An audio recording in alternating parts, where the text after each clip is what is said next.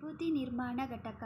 ವಿಭೂತಿಯನ್ನು ನಿರ್ಮಿಸುವ ಶರಣರಿಗೆ, ಕೇಂದ್ರಗಳಿಗೆ ನೆರವು ನೀಡುವ ಯೋಜನೆ ಇದಾಗಿದೆ.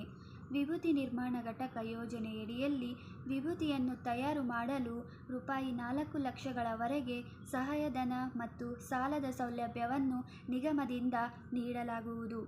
ಅರ್ಜಿದಾರರು ವೀರಶೈವ ಲಿಂಗಾಯತ ಸಮುದಾಯಕ್ಕೆ ಸೇರಿರಬೇಕು. ಆದಾಯ ಮಿತಿ. ಅಭ್ಯರ್ಥಿಯ ಕುಟುಂಬದ ವಾರ್ಷಿಕ ಆದಾಯ ಮಿತಿ ರೂಪಾಯಿ 3,50,000ಗಳು.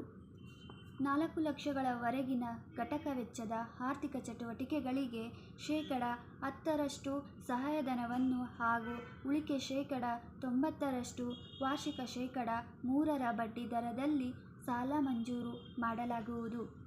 ಅರ್ಜಿದಾರರ ಕುಟುಂಬದ ವಾರ್ಷಿಕ ವರಮಾನ ಗ್ರಾಮಾಂತರ ಪ್ರದೇಶದವರಿಗೆ ರೂಪಾಯಿ 98,000 ಹಾಗೂ ಪಟ್ಟಣ ಪ್ರದೇಶದವರಿಗೆ ರೂಪಾಯಿ 1,20,000ಗಳ ಮಿತಿಯಲ್ಲಿರಬೇಕು.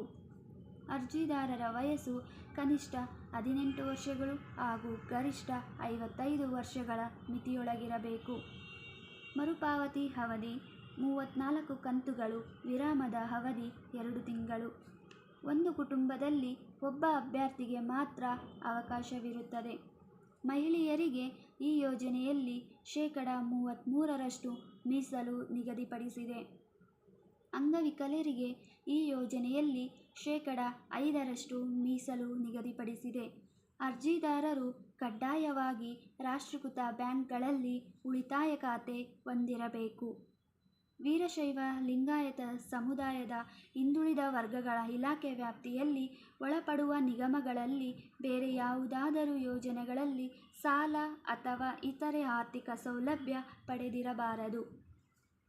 ಆಯಾ ಜಿಲ್ಲೆಯ ಜಿಲ್ಲಾ ಪಂಚಾಯತ್ಗಳ ಮುಖ್ಯ ಕಾರ್ಯನಿರ್ವಹಣಾಧಿಕಾರಿಗಳ ಅಧ್ಯಕ್ಷತೆಯಲ್ಲಿ ರಚಿಸಿರುವ ಜಿಲ್ಲಾ ಆಯ್ಕೆ ಸಮಿತಿ ಮೂಲಕ ಆಯ್ಕೆ ಮಾಡಲಾಗುವುದು. ಧನ್ಯವಾದಗಳು.